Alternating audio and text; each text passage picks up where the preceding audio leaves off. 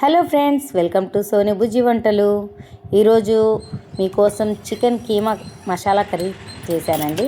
అది ఎలా ఉందో మీరు కూడా వండుకొని టేస్ట్ చేసి చెప్పండి. చాలా అంటే చాలా బాగా వచ్చింది నాకైతే ఆ బుజ్జి బుజ్జి పాత్రలతో. మళ్ళీ ఇంకా మన స్టోరీలోకి వెళ్ళిపోదామా.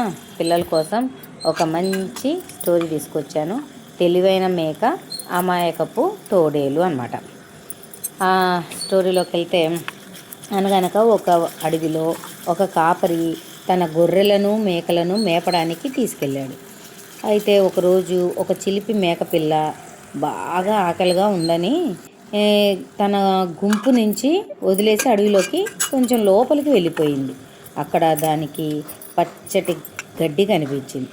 అలా తింటూ తింటూ ఉండగా అకస్మాత్తుగా దాని ముందు ఒక పెద్ద తోడేలు వచ్చి నిలబడింది. తోడేలు నోరు ఊరుచ్చుకుంటూ, ఆహా, ఈరోజు నాకు మంచి విందు దొరికింది, నిన్ను నమిలి పారేస్తా అంది. మేకపిల్ల గుండె జారిపోయినంత పని అయింది. కానీ అది అస్సలు భయపడనట్టు నటించి ఒక సూపర్ ఐడియా ఆలోచించి తోడేలుతో ఇలా అంది. ఓ చండశాసన, ఓ మృగరాజా అని తోడేలను కాస్త పొగిడిందనమాట. నువ్వు నన్ను తినటానికి నాకేం అభ్యంతరం లేదు, కానీ నేను ఇప్పుడే ఒక చేదు గడ్డి మొక్కను తిన్నాను. నన్ను ఇప్పుడు తింటే నా మాంసం చేదుగా ఉంటుంది. నాదొక చిన్న రిక్వెస్ట్ అంటుంది మేక. అప్పుడు ఆ తోడేలు ఆశ్చర్యపోతూ, ఏంటి ఆ రిక్వెస్ట్ అని అడిగింది. అప్పుడు మేక, నువ్వు కాసేపు పాట పాడావనుకో, నీ గొంతులో ఉన్న సంగీతానికి నా కడుపులో ఉన్న చేదంతా పోయి నా మాంసం భలే రుచిగా తీయగా మారుతుంది. అప్పుడు నన్ను నువ్వు హ్యాపీగా తినొచ్చు అని అంటుంది మేకపిల్ల. తోడేలికి అమాయకత్వంతో పాటు కాస్త గర్వం కూడా ఎక్కువే కదా. అప్పుడు సరే అనుకొని నా గొంతు చాలా బాగుంటుంది అని ఫీల్ అవుతూ, అంతేగా ఇప్పుడే పాట పాడేస్తా అంటూ కళ్ళు మూసుకొని గట్టిగా అరుస్తూ పాట అందుకుంది. ఊహూ ఊహూ ఓహో ఓహో అనుకుంటూ పాడుతుందన్నమాట.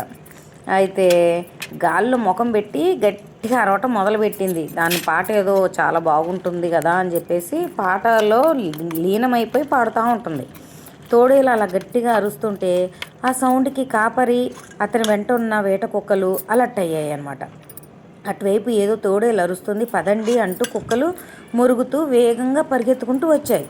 పాట ముగించి కళ్ళు తెరిచిన తోడేలుకి ఎదురుగా మేకపిల్ల బదులు కోపంగా చూస్తున్న వేట కుక్కలు కనిపించాయి.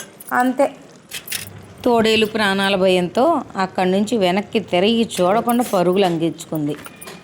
అంతే, ఇంకా మేకపిల్ల నవ్వుకుంటూ గెంతులేసుకుంటూ తన మంద దగ్గరికి సురక్షితంగా వెళ్ళిపోయింది. ఇందులో నీతి ఏంటో తెలుసా? ఆపద వచ్చినప్పుడు భయపడిపోకుండా ఉపాయంతో ఆలోచించి ఎదుటి ప్రమాదం ఏదైనా సరే సులువుగా తప్పించుకోవచ్చు.